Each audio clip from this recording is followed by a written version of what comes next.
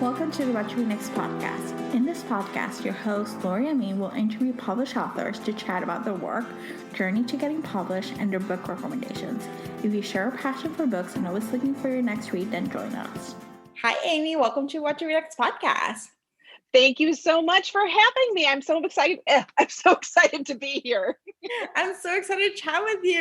This is a long time coming. So. It is. But we made it happen. We did. So tell us a little bit about yourself. So I am a lifelong Wisconsinite. I was born and bred in Wisconsin. I love to write about Wisconsin, which is why all of my books are set there. Mm-hmm. I am a wife, a mom. I love to cook, which is kind of, you comes across, I think, in my books. Mm-hmm. I love to travel. Obviously, I love to read.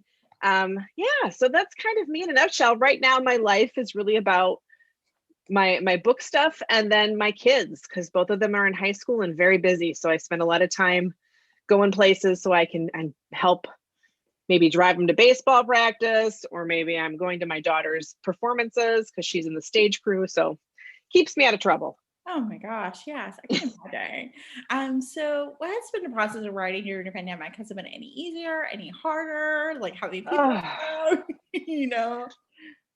I found that when it all started last March, it was very, very, very difficult to work. Mm-hmm. And I think that holds true, that for a lot of people, when you're really stressed and there's anxiety and you don't know what's going to happen and there's uncertainty, it's hard to be creative. Mm-hmm. So I found that really, really hard to do. And at that point, I was in the process of editing. So I gave myself permission to just take some time, take some deep breaths. I did a lot of puzzles. I binged a lot of shows. Ted Lasso is the greatest gift to pandemic viewing ever. It's so wonderful. So that's really but once I sort of adjusted to this new life, as far as the staying home part, that I feel like I've been preparing for that my entire life. Mm-hmm. I'm definitely a homebody, except for when I get to travel. Mm-hmm. I love to travel, but otherwise I just kind of want to stay at home. So that part wasn't difficult for me at all, but it was getting that creative part of my mind back up and running. And so like by the time we hit June last year, things started working again and I was able to finish editing. But I do think some of my anxiety that I was experiencing in real life did leak onto the pages. So yeah. Okay, so favorite place to travel, since you love to travel, favorite place to go? Most recently, my family and I went to St. Martin a couple of years ago. And St. Martin, if you're not familiar, is this super cool Caribbean island, half Dutch, half French. Mm-hmm. So from a travel standpoint, you get two countries for the price of one, because it's like a little tiny island. And my biggest favorite part about it is that there's a lot of really wonderful snorkeling that's available, and I just love to snorkel. So it was that's what I loved. And there's these amazing food is my favorite part of traveling and snorkeling. They call them Lolos, and they're like little food stands. So you'll come across and there'll be 3 or 4 bunched, and they're just run usually by local women. And they have a grill and they have all their little side dishes set up, little refrigerator.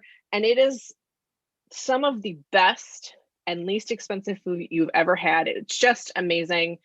It's like your grandma is cooking you the most wonderful Caribbean food. It was so good. Oh my gosh. I love it. It's like such a island to go to. It is. So I grew up in the Caribbean. You did? I did. I grew up in Puerto Rico. So I traveled to a lot of Caribbean islands, and it's so good. I love St. Martin's because it's so noticeable between the French side and the Dutch side. They're like two very different countries. You're like, where am I? And you're like, oh, it's the French side. So it was just amazing. That's definitely one of those places we want to go back to because it was just cool. Yeah. And as you know what a Lolo is. You've probably been to one. And just the airport's cool because you can sit on that beach and the airplanes come in so low. So much fun. So much fun. I love this. Yeah, I can't wait till we can start traveling again. I'm with you. Amen. Yes. So let's chat about what came first, reading or writing? Was it 100% reading. okay? And what kind of books did you read? Well, growing up, the bulk of my reading and was always science fiction and fantasy, Mhm. specifically epic fantasy. Mhm. I grew up, my house, all of my older brothers and sisters, I'm the youngest of five. All of my older brothers and sisters were avid fantasy readers and science fiction readers. So I grew up around J.R.R. Tolkien and oh, I'm not going to remember any of the classic ones. Frank Herbert and um, the one who wrote Anne McCafferty with all the dragon books. So I grew up around that. Stephen Donaldson, I think is another one who is really big. Uh, and I read a lot of those. And as I grew up, I just kept reading fantasy. I'm a big fan of Game of Thrones. Please God, I hope he finishes the series someday. We'll see. But I also, and that was the bulk of it. And then I went and got my degree in English. So I read a lot of the classics along the way.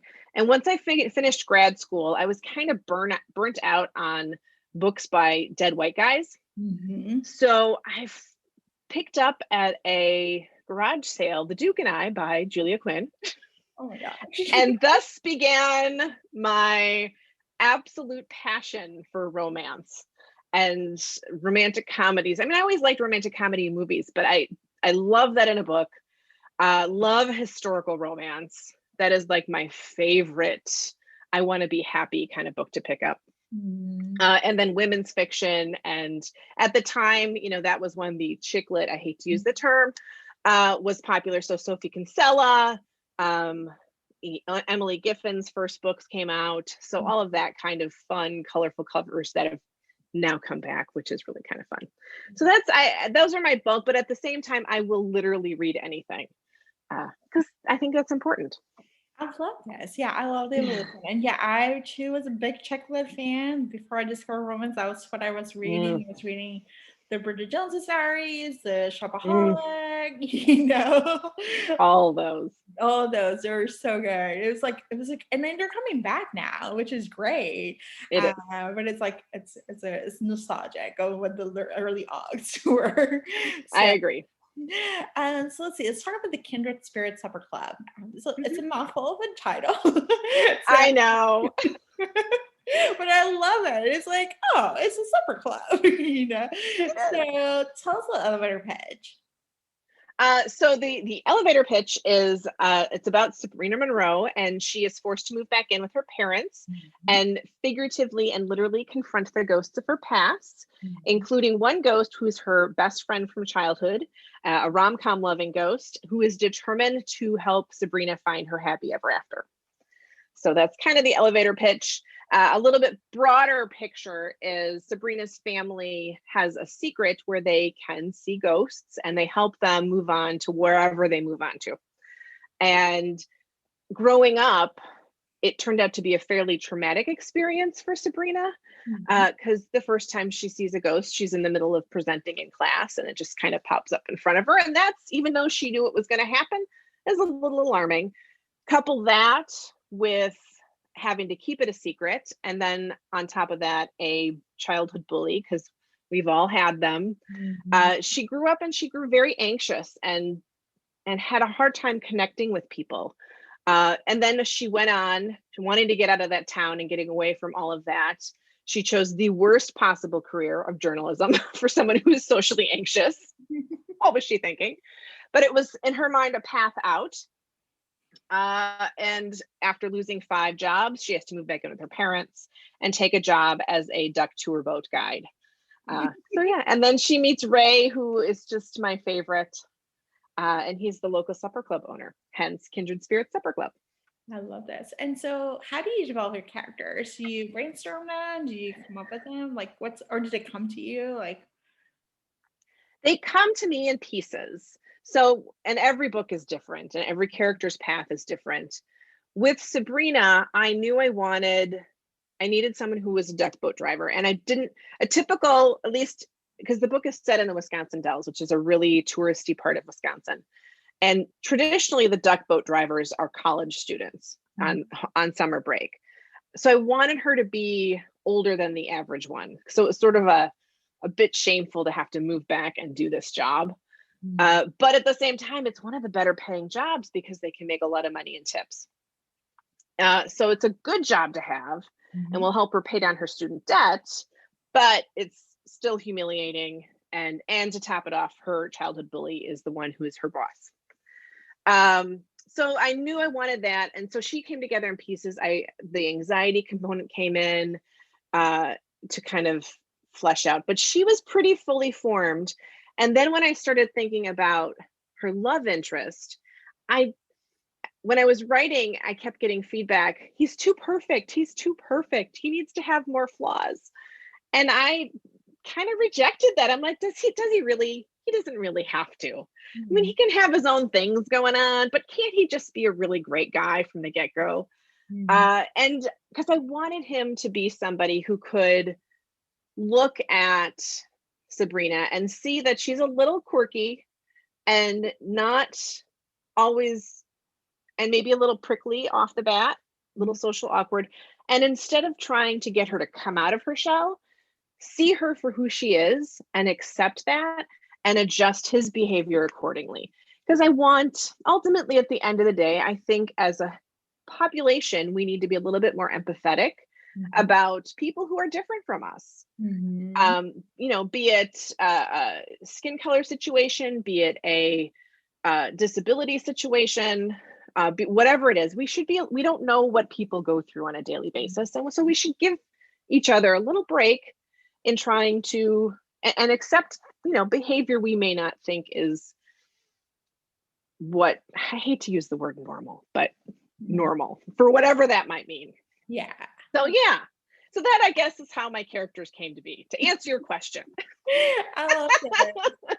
I love this fact is like, they come to you, sometimes really formed, sometimes just little bits by pieces. And then you, as an author, you're puzzling together. You're kind of like, how did it all make sense, with the story? And like, even the story, how does it make sense to the characters? Like, how did it react? Like. Exactly. So tell us, like, basically, what are you working next? So my next book, I'm not going to say a whole lot about it because we haven't announced the plot, but I can say it's going to be a Christmas book. Woo! So I'm very, very, very excited about it. At the same time, it's really hard to write about Christmas when you really want summer to come. Yeah. I was gonna say, so how's the research like? Do you watch Christmas movies? Like, how do you listen to music? Like, I thought I would listen to Christmas music when I was writing it. Thus far, I think that's going to be more of I'm still drafting. So I think that's going to be more of something that I do in the editing phase because right now I'm really focusing on getting the broad strokes of my characters down and the basic plot. And it's when I need to start putting on all the window dressing that I think and really focus on atmosphere that I'll want to get in the Christmas mood. Yes. And any summer plans other than, Well, my son plays baseball, so baseball season is about to kick off here. Which is something in Wisconsin because it's like 50 degrees today. And if they still have tryouts yet, but they'll start playing in like a week and a half and it'll be 50 degrees and they're playing baseball and we're on our side, in our winter coats on the sidelines, because 50 degrees in the spring always feels colder than 50 degrees in the fall. I don't know why. Yeah. But it does. So that's a big plan. My daughter is going to be a senior next year. So we're starting to talk about colleges. So there might be a few college trips. And, that's assuming we can even see anything. Sometimes it's just walking around the campus. So we'll see. Nothing big, though. We like to keep it simple. Keep it simple. I feel like that's how I think you're just kind of like emerging from the fog, and it's like you don't want to go all the way in, like from 0 to 100. You want to just take baby steps to just like, okay, this feels like good. Like maybe this will you try, or Yes. I was vaccinated like a month ago, and went out to dinner recently, and that was It's a new experience. It is. It's a little bit like the groundhog peeking out on, February 2nd. You're like, what's going on? Is it safe? Yeah. All right. Yes. Okay. So yeah. But it's nice. It's nice to get out there and start doing things that feel a little normal. Though I have to say, I don't mind the face masks. I kind of like them because it discourages people from talking to me at the store. Yes. I think, I've been living in big cities, so I don't have that option. Like I'll have the option of like talking to my barista, but they see me every single day. Yeah. So there's a conversation there. But for the most part, I haven't had that experience, but I can understand places like Texas and places like even Wisconsin, like they're more chatty people. There are more chatty people, yes. Yeah. So what has been a book that you read this past year or last year or at some point that you can't stop crushing about? Oh my God. I cannot stop crushing about Aisha at Last by Uzma Jalaluddin. I love it so much. And I'm very, very excited because I'm going to be doing a panel event with her in a couple weeks. So I'm going to fangirl all over her. I loved it. I cannot get enough of Jane Austen reinterpretations, and I should because there's 5 zillion of them, but I love them. And this one was such a fresh breath of air. It was a lovely twist. I love it when I don't know why it took so long for publishing to start exploring diverse stories, because personally, I love it when I can have a rom-com and dive into a different community where it's not all about racism and it's not a serious tone. It's just, hey, this is this person's life and they experience all these wonderful things. And so I love this new exploration that we're having right now. It makes me very happy. So I really, really love Aisha at Last. I'm very excited for her next one, which I think is called Hannah Khan Carries On, but I'm not exactly sure, but it's yeah. Yeah, it's close. I like it. I love the exploration of own voices that explores joy as opposed to trauma. Yeah. Like that's like yes. For so that is it's a better way of saying what I was trying to say. Yes. I like it when they explore the joy. Yes. Yeah. I agree. Because not everyone's life is traumatic, and you may want to like explore falling in love and like having first kisses and first jobs and first experiences. Like that sounds like fun too. I agree. And what I found really amazing about Aisha at Last is because it takes place with Muslim characters, it's very chaste, but like there's tension stuff. You're feeling things and it's still got a steamy component despite there's not touching, which I found amazing. I loved that she could do that. So yeah, I really, really kudos to Uzma. I cannot wait to meet her. I love it. So tell us where you can find you online. Okay. You can find me at my website, which is amyreichert.com, AMYEREICHERT.com. And on there are my links to Twitter, Facebook, Instagram. Right now, I feel like I'm wildly saturated because I have my book coming out next week. So there's a lot of posts. So if you go check me out, don't feel like you're going to be inundated like that all year long, because that's not the case. It's just a lot right now. And then I also have a newsletter you can sign up for, which I'm going to be revamping shortly and starting to do it on a little bit more regular basis with giveaways and fun behind the scenes stuff. I love this. Thank you, Amy, for being on the show. Thank you so much for having me. If you enjoyed this podcast, feel free to share with friends, subscribe, rate, and review the show. This is the easiest way to support the podcast. For book recommendations, author interview archives, and other fun book resources and tips, please visit WhatchReNextBlog.com. The Watch Read Next podcast is part of the Frolic Network. To discover new shows to listen and love, please visit frolic.media/podcast. Thank you so much for listening and have a great day.